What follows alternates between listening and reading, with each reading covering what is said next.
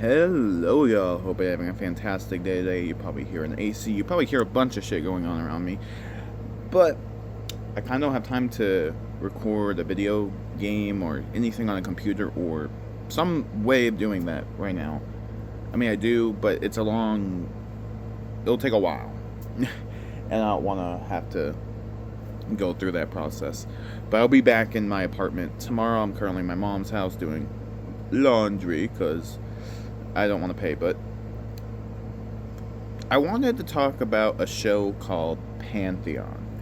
That I recently watched it, the first season. Now the first season, is a creeping steady. You're like, oh, this is good, and it goes good, and then you get to season 2, and your mind is blown. Now there's a bunch of video essays out there, and if you want to like go the ins and outs of the show, you can watch their video. I watched a 7-hour video of a guy yapping about it. And I enjoyed every detail after I finished the show, of course, because it's one of those things where Pantheon is so good that you're glad glad the story ends where it is, but you want more. So you watch other people talk about it just for the aspect of feeling like there's more. The show ends perfectly, and I love how intellectual is.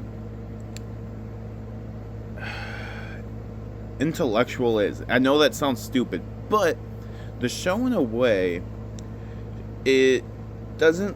It explains it to you, but not explaining it as if like we gotta sit down for a good 30 minutes to chat directly to the audience for the sake of understanding it. No, the characters in it have to understand it too, and so it's a conversation, and these monologues or conversations within this show are so good because they feel real. It doesn't feel like a lot of television nowadays where you're watching a conversation that is boring and you don't want to be there. You're watching a conversation that intrigues you. It's covering a concept that is so good. It's politically out there. It's also talks about the humanity of what a human is and what really is a human at the end of the day. So that's pretty much a good rough breakdown of it. I'm going to get into a few points about it just on top of my head. I'm going to do a slideshow over this, so I'm not going to do a complete like analysis of it in my own words today. I just don't have the time and the tools at my will for it. But the show, season 1, is pretty concise. You could probably watch season 1 and be like, it doesn't need a season 2, but it got a season 2, and you're glad season 2 has season 1 to jump off of. Now, it ends on a cliffhanger, but to me, I think it's a good cliffhanger because it could be like kind of up to your interpretation. I like shows that have up to interpretation if it's done correctly. Stranger Things didn't do it right. They gave you 2 clear distinctions of what they wanted you to think, and they're both terrible for the show. But I'm not going to go on that because I like the ending of Stranger Things, but at the same time, the ending sucks, and I can get that. This show, it doesn't have anything animation spectacular. It doesn't have anything on the surface. But when you start to think about it on the intellectual level, it gets crazy. The first season covers the daughter of an engineer, a software engineer, I would say, more or less, who eventually his mind's uploaded, but it went wrong. So his mind's uploaded, so they turned his neurological brainwaves into data, code, so it's his brain, his emotion, his whatever makes you into there. And you may be like, that's not you, that's just like a AI running a software. But if it can feel, it has the memories of you, it clearly is completely structured to be you. Isn't that not you? So he is in this, how do I word this? In the logarithms database, just doing stuff for them. And he gets out. he texts in emojis because he's not really 100% there. It's only a part of him until later on. And so the daughter's not mourning him, and so it starts off this thing that this is her dad, but the mother doesn't believe it's her dad, because to a lot of people, having a physical body to touch, to grasp, that is what being human is. The idea of that is nice, like to be able to hold something that's there. But to be human and being you is your memories, your thought process, your ability to think in your own unique way. But the show doesn't completely negate that, because like it shows both sides of that argument, especially in season 2. I want to talk so much about it, but I want to hold stuff for it. But in season 1, it covers that, and they're trying to protect themselves from, getting out there. The world shouldn't know them yet, because the world's going to shun them. A lot of times, like, technology internet are kind of like were a beginning. When they first started, they were slow, not a lot of people, and then as time goes on, it just keeps going and going. And now you can go in any house and expect internet, unless you're some guy living off the land. But so the UI, there's 3 UIs. You have Chanda, you have Lori, and you have David. Technically, there are others, but they don't get introduced till later, when people start to develop their own AIs. But these 3, one represents basically rational, like, I'm both. One represents we're still human, we're only human. And the other one is I'm a UI, essentially a god, because I can mess with all technology. And these 3 are they're not all wrong, but they're not all right, in a way. Besides one, he's kind of just. But it progresses with conflicts between them, especially because they have the flaw. The flaw is the human brain in a code form cannot withstand how much data is being processed. So it just starts to eat itself until you're gone, which isn't completely false for the human brain, because you don't remember every single detail, you don't remember every single thing. Your brain picks and chooses what is rememberable to you and if it's important. So it's not wrong, but the flaw, very detrimental. So they're trying to solve this. I'm only covering half the story right now, because there's another guy, Caspian, who is being raised, and basically his whole life, to him, everyone's acting and they're trying to recreate what essentially is Steve Jobs, but his name in the show is Stephen Holstrom, and he had cancer. He developed this technology to upload your mind into the computer. So, but the flaw was in his way, and he was trying to figure that out. So he's gonna die before that. So he creates a clone of him, named Caspian, being raised the exact same childhood, exact same everything. But the thing is you can look exactly like someone, be as smart as someone, and your memories could shift, and that's going to cause you to be a completely different person at the end of the day. And that's intriguing to me, because it's another form of UI and humanity, in the sense of you look like a person, I can feel you, but your mind and data are different, so you're not the same person, and that's so cool. As the story progresses, a bunch of crap goes down. I will explain it in my full video, but right now I'm so excited about what I'm talking about currently. I can't stress this enough. There's no in modern television, I've watched so many. I've watched, I don't even know how many, to be honest, TV shows, movies, and I don't get this feeling anymore. The sense of wonder, the sense of like intellectual, like it's so intellectual, and it causes me to think, making me more excited about it in a way that I just can't even process. Because it's just it's so complicated to understand,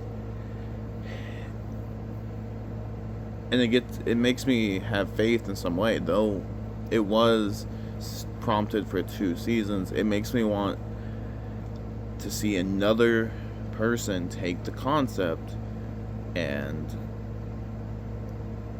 go write their own unique story. Though don't take a complete concept and run it with it, because that would be stealing. I also have another topic of, I feel animation is almost always better than live action. It may be what I'm seeing is sending dopamine, but sometimes those voice actors can make you feel something more than what you see on a screen.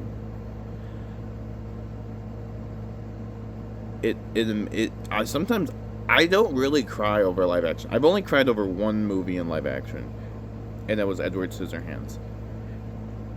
And I've never cried again off that. And then it happened again when I watched Your Lie in April.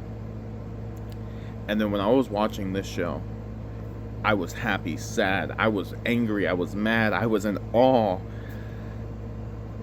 And I realized so much that it's one of those movies that inspire you to want to seek out, do it yourself.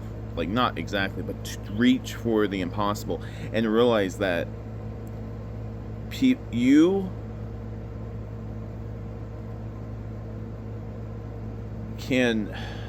are so much more when you have other people, in the sense that the show explains it so well, and I just can't put it into words. It's so beautiful. Like, I would recommend, I'm going to actually post a link in my description of this video for you to watch. I wouldn't say watch that, watch the show first. Oh my god. Pantheon might be my #1 film of all time. Through the action sequences, through film, TV show of all time, through the action sequences, the story, the conversation, the characters, the way they don't make these over convoluted characters. They make relatable characters with insane scenarios around them, obviously. But you have Maddie, who is, in the beginning, she's bullied, has no confidence, she's scared and easily manipulated. While you have Caspian, who is super smart, he doesn't care about his appearance, he is conflicted about being a person he doesn't want to be, and he's trying to he's like, and essentially rewriting his own code in a way, because obviously he's human, but your brain works as the greatest computer ever. He's rewriting his own code every second because he realizes how much he is to this big bad person. And I will jump to season 2, the last 2 episodes. So after Caspian and Holstrom duke it out, it jumps 20 years in the future. The show could have ended right there, but it doesn't. It goes to a point in which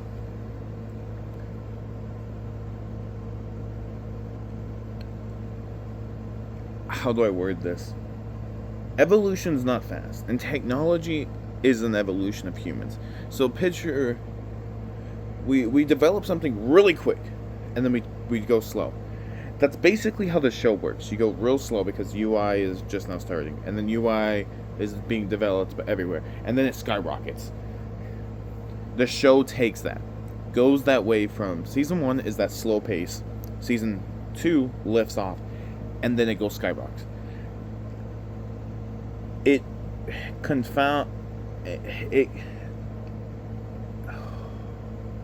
I just want to speak so much about it, but this video is not the video for that. I just kind of want to put word to it, and probably kind of like just build a slight hype to that video that I'm gonna make. what else? I'm just gonna make this a yap fest about how my day is going. My day is good. I'm trying to start a lot of hobbies. I know I'm jumping to a new topic. I built these. I built this one, this slowpoke, today. This little cute flat little guy. I kind of wish they made these bigger, like, you know, big sets like this. That would be pretty cool. Like, just make a giant Snorlax or some shit. And then there's this one, an Eevee, which I'm gonna give this one to my friend, a little gifty. Now, this is probably just gonna be the hardest thing. I need that I've ever made, and I'll be very honest. It is metal. Let me tell you, this shit, metal. And I'm bending this crap to look like the child from Mandalorian. My camera's probably all there. It's super complicated. I have another one that I am going to make a video out of. If I had a better camera, I would stream it. I would definitely would, but I kind of can't. My Saturday's been pretty good. Nice chill Saturday. I just watched the Digital Circus, which is kind of cool too because it kind of deals with an upload intelligence as well. I was kind of shocked when I got to episode 7 when they were talking about a company who makes an artificial intelligence, and then one guy also made a brain scanner, and they scan your brain, you get input in this, but that person still lives on.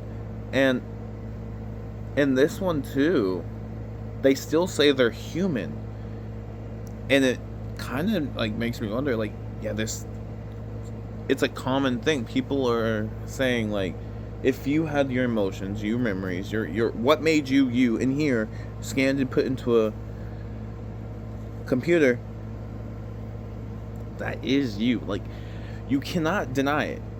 Yes, you can, but it would just be false, and that's really cool as well. I need another show like Pantheon. This is one of those shows where you finish and you're like, I gotta watch something like it. It's up there with like Evangelion level. It's better than Evangelion, but Evangelion for its time and it's the way it's written and the psychological core of it, it's just so good. Okay, my Yap Fest is done. Coming video on Pantheon. Maybe I'll do something for Digital Circus. I'm not sure because Digital Circus was just a funny little thing I watched today. Yeah. But if you like this video, bomb the like button, leave a comment, and subscribe to the next one. Hope you have a fantastic day, and bye-bye.